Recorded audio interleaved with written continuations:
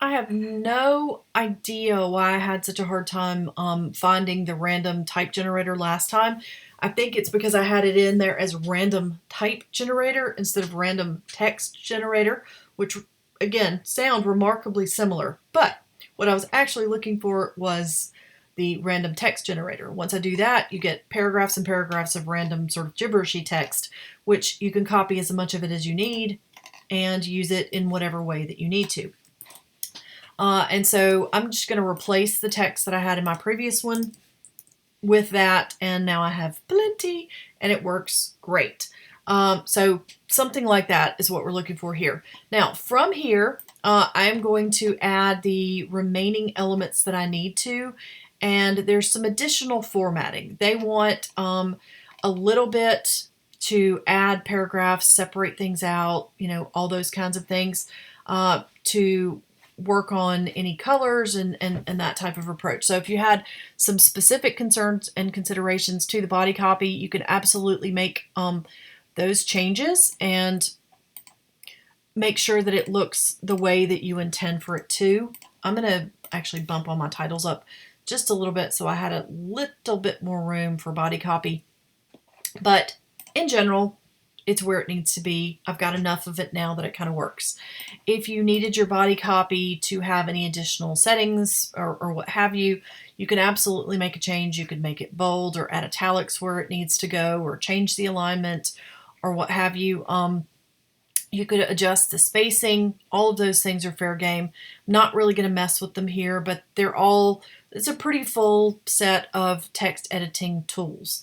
Okay, what we are going to do is change, in both cases, the color of our title, the two items that are the title and the subhead, and we're going to add some graphical elements to that as well.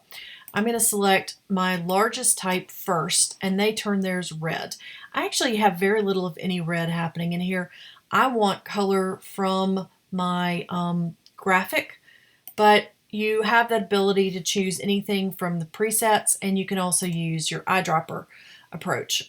It does want you to pay extra for certain of these things, so can't just use the eyedropper nicely like we would normally, but that is a premium feature.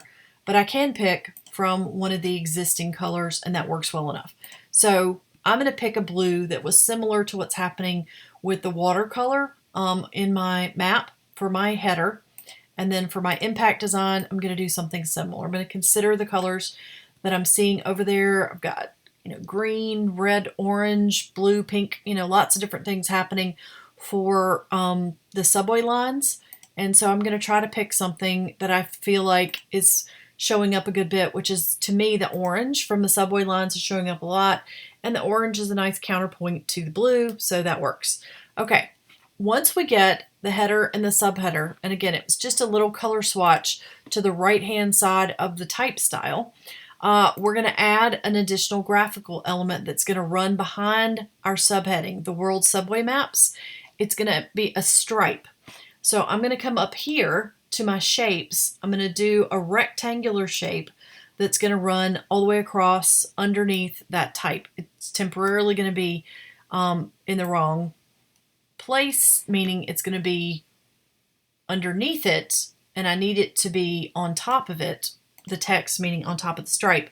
But for the moment, this will work. And so I've got the stripe that's in the correct position. It's going to start at the margin, it's going to run all the way across the page, and it's going to go into my bleed, and it's going to stop right at the bleed.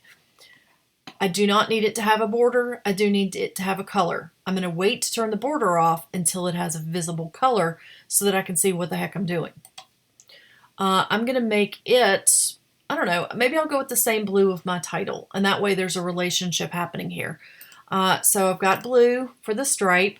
I'm going to turn its border off by going down to a border of 0 pixels.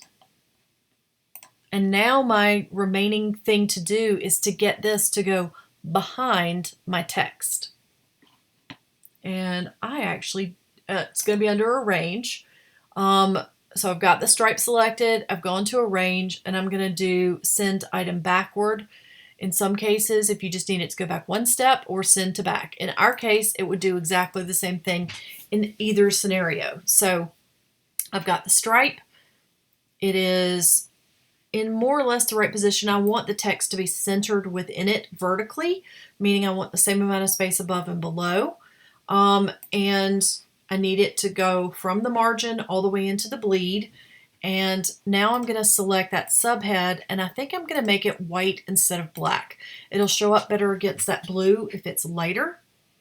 And so now that is what this particular piece looks like. And that is the majority of what they're doing in step 5.